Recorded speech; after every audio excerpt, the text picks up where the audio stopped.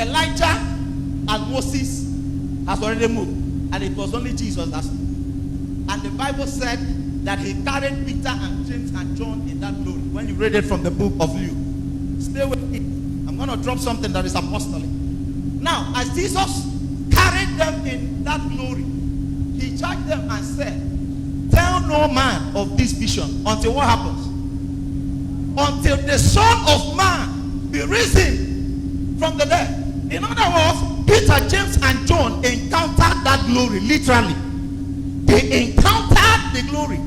They saw with their eyes the glory. That's why Peter said that we were with him. We were eyewitnesses of the glory. When he received from the Father honor and glory, when there came such a word from the excellent glory. In other words, they saw the glory. They saw it with their physical eyes. And why did it happen? Remember temptation of Jesus.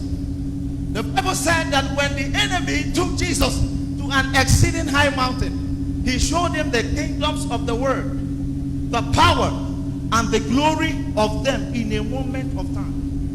And he said to Jesus, all this power I will give to you if you bow and worship. And Jesus said to him, thou, get thee behind me, Satan, for thou can only worship the Lord thy God, and him only without serving. In other words, the enemy was telling Jesus, Paul, you don't need to go to the cross.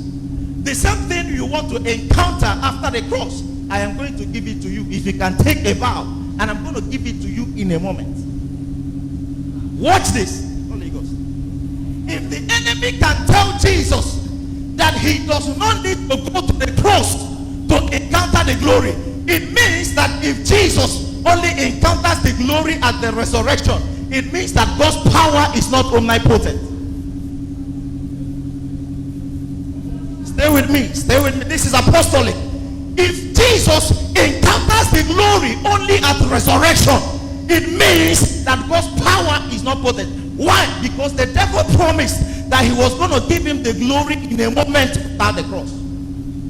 And that is why when Jesus was preparing his last days on the earth, there had to appear this man in glory in the lives of Elijah and Moses, and they encountered the glory together with him. And after that encounter, Elijah and Moses left, and it remained only Jesus.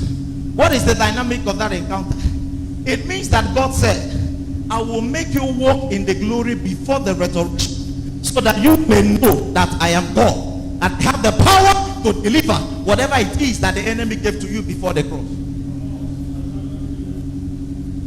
And what is the implication?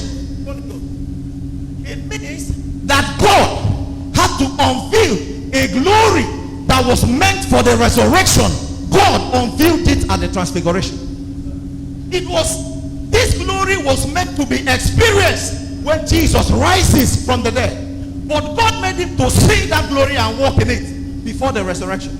And how do I know this? Because Jesus said, God, this glory can only come at the resurrection. So we have experienced it to prove that God has the capacity and the power to make me walk into this glory without the cross. But so that men, you and I, can become partakers of this new dispensation to come, he made him experience it. And now we need to wait until his resurrection to walk into that glory. And he charged Peter, James, and John, tell no man this vision until the Son of Man be risen from the dead. In other words, this glory can only be seen when the Son of Man rises from the dead. But God made him to walk into that glory before the resurrection. What is the implication? In the occultic world, you come to them to give you the power to be on the earth. What do? They look at what God has apportioned for you 25 years from now, and they will make you. They take what is resident in your life 10 years from today, and they make you experience it in a moment. So what God did at the Transfiguration mountain, what God did at the Transfiguration experience, is the proof that whatever is lying as a possibility in your life 25 years from today, God is going to make you walk into it by the Transfiguration experience. You know, they tell you that certain things will take 10 years before it happens.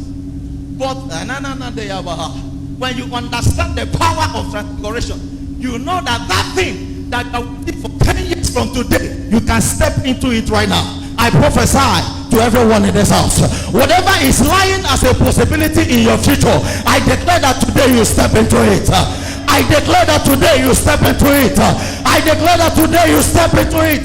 By the transfiguration experience, you will step into it in the name of the Lord Jesus Christ. So God unveiled a resurrection glory at the transfiguration.